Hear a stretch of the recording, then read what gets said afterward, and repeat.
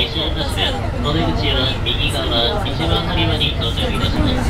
電車のホーム内では広く空いているところがございます。お降りの際はお足元にご注意ください。この先、朝霧、舞子、相模ホーム、福井電車の京都行きは13時。失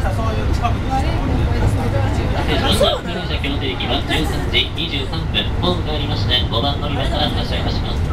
新幹線のご利用のお客様は、大阪広いの階段、エレベーターをご利用のため、新幹線乗り換え口までお越しください。